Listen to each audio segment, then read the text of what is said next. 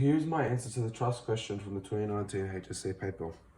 The diagram shows some dimensions and forces associated with the telecommunications tower. By considering any necessary reaction, calculate the magnitude of forces in the members M and N, state the nature of each force, and also remember to ignore the weight of the tower. So here we have our diagram over here and our calculations on the other side. So to begin with, we have to assume that the moment of A to be in a clockwise direction. Any forces that act with the moment in a positive direction will go with the force, and any force acting against the moment in a negative direction will go against the force. We then multiply each force by the perpendicular distance away from point A. So we have, for our first is 7 times 2, as 7 kilonewtons is positive, times 2, which is the perpendicular distance away from point A. Then minus 3, as 3 kilonewtons is acting against point A, times the perpendicular distance of 24. And then we continue a force of 12 newtons times the perpendicular distance of 3.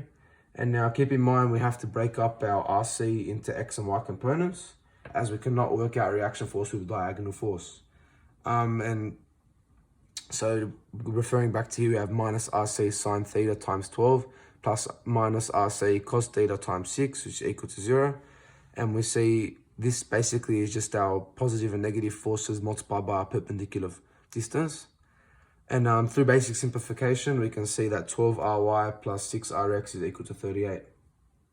Now, when breaking up the force of RC, we are able to sum the forces in the y direction, hence finding out that Ry is equal to 4.6 newtons in the positive direction.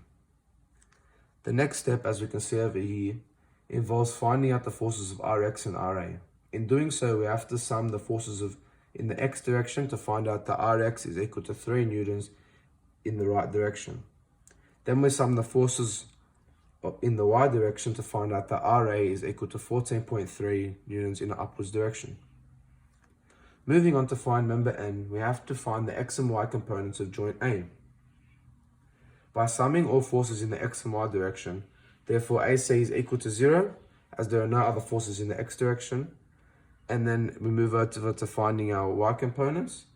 We can say AB plus 14.33 plus A sine 27 is equal to 0. This all simplifies to minus 14.33 in compression, as you can see. Therefore, we have proved member N to be equal to 14.33 kilonewtons in compression.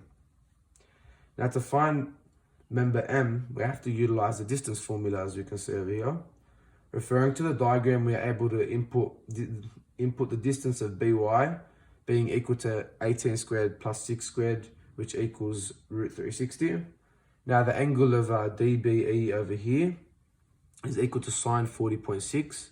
We then input this as well as, we then input this into the formula to get sine 40.6 is equal to D over 360. And through basic rearranging and simplification, we are able to find the distance of BH to be 12.348. Now we move over to here to summing the moment of H. Assuming the moment to be positive, once again, we multiply all forces acting through point H by the perpendicular distance from H. So we have 12 times 2, 12 being our force, and 2 our perpendicular distance away from the point H, 7 times 4, and then plus M times 12.348, which is the distance of BH. In doing this, after some basic simplification, again, we are able to prove that member M is equal to 0.324 kilonewtons in tension. So in conclusion, we are able to prove that member N is equal to 14.33 kilonewtons in compression, as we can see over here, and member M is equal to 0.324 kilonewtons in tension.